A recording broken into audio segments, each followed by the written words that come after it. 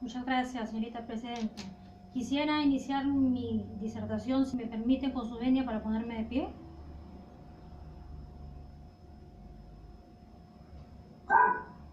Muchas gracias. No hay inconveniente, doctora. En la medida en que se escuche su audio, no tengo problema.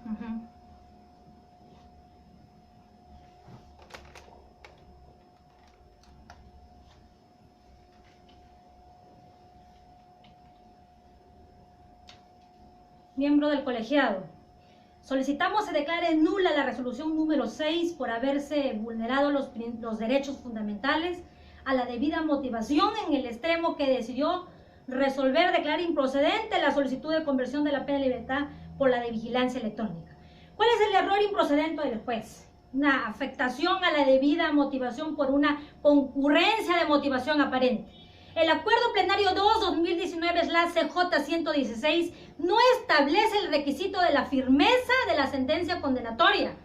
Efectivamente, la sentencia recurrida erróneamente determinó que el Acuerdo Plenario 2-2019 expresa que la vigilancia electrónica para su procedencia resulte necesario que ésta sea evaluada tomando en cuenta su condición de firmeza en la resolución. Refiere el ítem verificación de cumplimiento de requisitos legales 2.7, que conforme lo ha sostenido el Acuerdo Plenario 2-2019 en concordancia con el reglamento del decreto legislativo 1322, para evaluar la procedencia de la imposición de la vigilancia electrónica es necesario la firmeza de la resolución que impone la condena.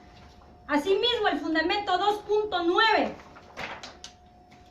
de la resolución nos indica: debe indicarse además que las normas emitidas para convertir la pena privativa de la libertad por vigilancia electrónica en ejecución de sentencia fuera de los casos de su conversión al momento de dictar sentencia están orientadas para condenados que se encuentren en condición de internos dentro del establecimiento penal.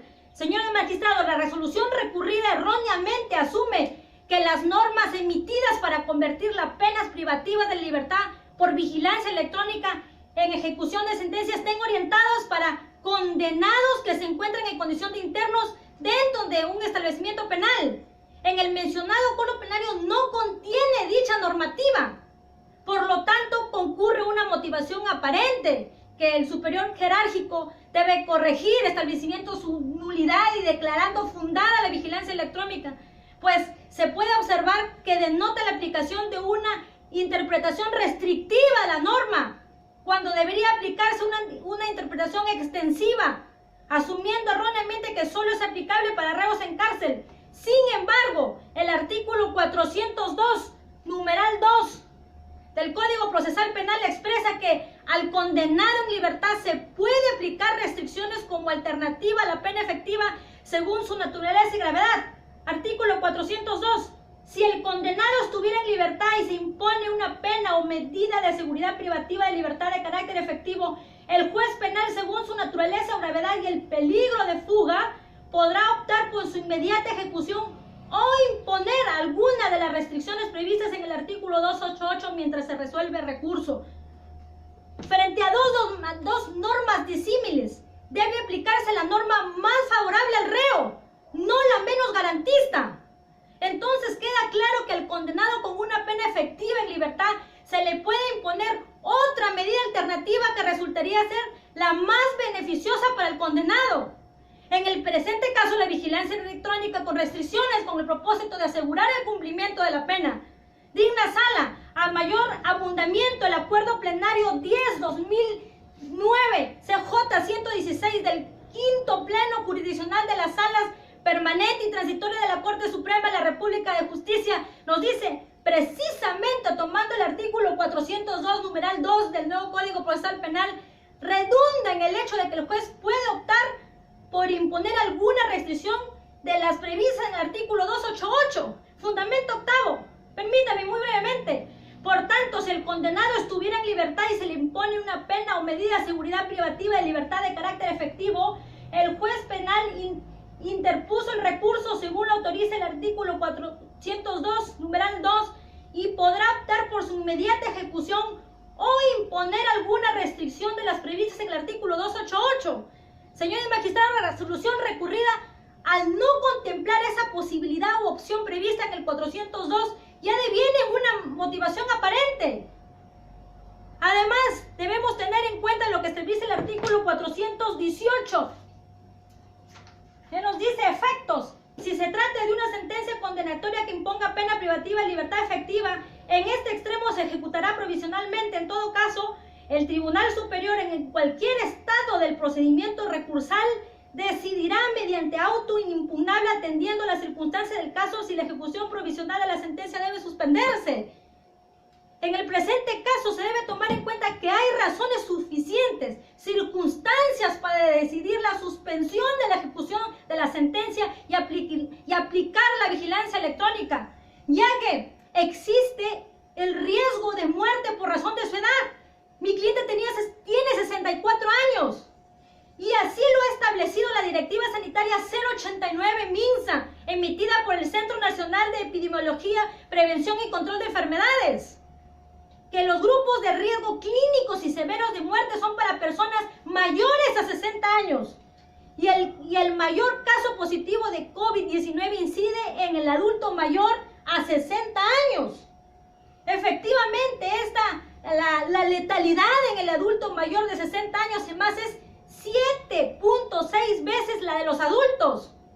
2 de cada defunciones por COVID-19 ocurren en adultos mayores a 60 años. Y después de la obesidad, tener más de 60 años es un factor de riesgo de muerte. Asimismo, señor magistrado, la realidad carcelaria peruana de hacinamiento, de incapacidad de control de propagación del virus como hechos notorios. En esa línea también se ha expresado mediante el informe defensorial 154/2011, de fecha 22 de abril. Se ha declarado en estado de emergencia sanitaria el sistema penitenciario mediante decreto legislativo 1325 de fecha enero de 2017. El INPE reconoce la sobrepoblación y hacinamiento mediante oficio 208/2020 de fecha 7 de abril de 2020. Y asimismo el decreto legislativo 1459 del 14 de abril de 2020 se volvió a reconocer el problema incontrolable de hacinamiento carcelario. El decreto, doctora, para que concluya. Sí, termino. El decreto supremo 04 de fecha 23 de abril también sostuvo que las condiciones de hacinamiento y salud durante esta aguda crisis vienen atravesando los problemas y lo convierten a las internas como en focos de contagio masivo. Asimismo, la resolución recurrida erróneamente asume a priori que el delito de colusión es causal de improcedencia, sin observar lo establecido en el plenario 2/2019, que esta solo funciona en caso concreto si la reinserción social no sería efectiva. Asimismo, un dato importantísimo, señores magistrados, y en base al artículo 6 del Código Penal, que dice que la ley es la vigente en el momento del hecho, no obstante, se aplicará la más favorable del reo, y el decreto supremo 012/2020, que ha sido publicado recién el 26 de octubre del 2020, hace escasos días, nos habla de los supuestos de aplicación, donde no manifiesta impedimentos o causales de improcedencia para los condenados para la aplicación de la medida de vigilancia electrónica personal. Nuevamente incurre en error al observar también el contrato de arrendamiento por no contener las firmas legalizadas. Y como sabemos, aquí lo manifiesta en el considerando 2.10, dice que las firmas legalizadas ante notario público, sin embargo, debe manifestarle que ese acto jurídico, el contrato de arrendamiento, no sanciona la nulidad, las faltas de firmas ante notario público. La fecha cierta tiene implicancias para las partes, no para terceros. Asimismo, se incurre nuevamente en error al invocar lineamientos para la vigilancia de salud de los trabajadores, desestimando los lineamientos invocados, que es precisamente para el tema de pandemia. Y finalmente se incurre en error al desestimarse el control de convencionalidad por cuestiones de incumplimiento de requisitos formales y la no pertenencia al grupo de riesgo COVID-19. Señores magistrados, tal y como se observa en el considerando 2.6 parte infine, se desestima el control de convencionalidad por cuestiones de no cumplimiento de requisitos formales y la no pertenencia al grupo de riesgo. Sin embargo, tal y como lo hemos demostrado con nuestros argumentos, nuestro patrocinado sí pertenece al grupo